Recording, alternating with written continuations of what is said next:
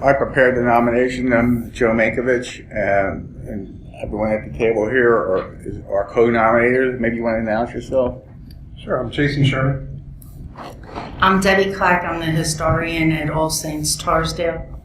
Fred Moore, president of Lower Dublin Academy, trustees. Oscar Beiser. And I did want to thank, maybe Jonathan Barnum doesn't get thanked enough, but I really drew heavily upon his work on Box Grove. He did a really wonderful job on the Box Grove nomination, and I pick up the association between Box Grove and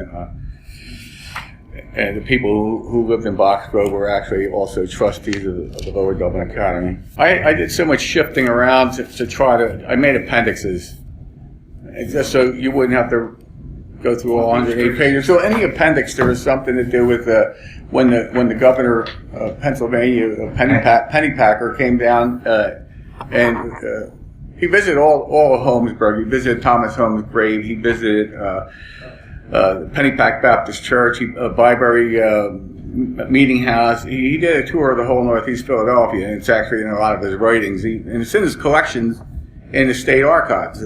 I didn't think I had to go that deep for this nomination, but I figured that if he showed up there and I had 4th of July celebrations and I had the newspaper clippings to show it, I kind of figured that kind of covers something of national or state importance. I know we have enough criteria to nominate the building without that. So. Yeah, but the point is that you're not, what a nomination is not the history of a property. It's not what it is. It is an argument. It's supported by aspects of the history. So put it up front, I understand. Get it up front and right in front of your face, and then you don't have to go searching in an appendix for it. Well, not just that. Not just that. I actually think that some of the stuff should be in the appendix. But I think... Yeah, no, I'm not saying get rid of it. I want you to think of yourself as the master of ceremonies here. You introduce each document. So I didn't do such a good job then. Well, Wait, you did too much. And I was really puzzled about why you had that. Well, because it was rejected once before for being insufficient, so I just wanted to make sure it didn't happen again. Well, no, we're not talking about, in a sense, it's how you, as Jeff's saying, it's how you introduce it, how you explain why that stuff's there. You have to, in other words, saying, okay, this is why it's important.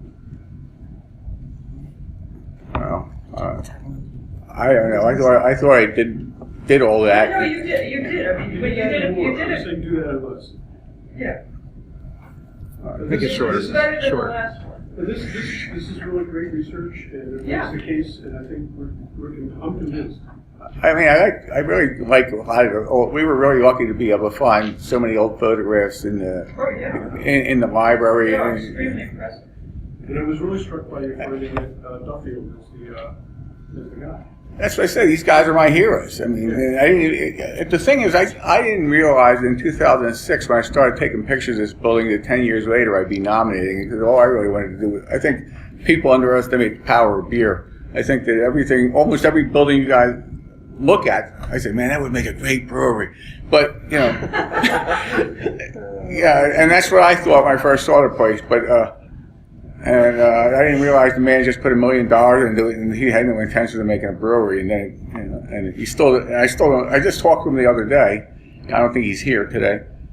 And he said he had offers for the building several times, but he wouldn't sell it to somebody that was going to knock it down and put apartments. And so I think if he wanted this building down, it would have been gone a long time ago before we nominated it. But yeah, we still have, I think, we're kicking the can, quite a few people in the community, about what we could do to actually raise money to buy this place, to do something with it, to make it a community center, do something. And I think that could happen. I think it will happen. We don't have a crystal ball. Just like you don't have one. And so we don't know what's going to happen. But we think something good's going to come out of this.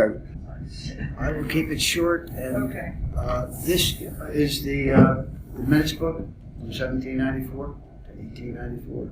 The minutes book. Very valuable minutes book. It would be more valuable if we had the building standing. Thank you. Thank you very much.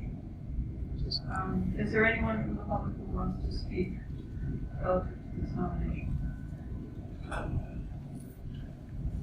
Paul Steinke, the Preservation Alliance, supports this nomination. Thank you.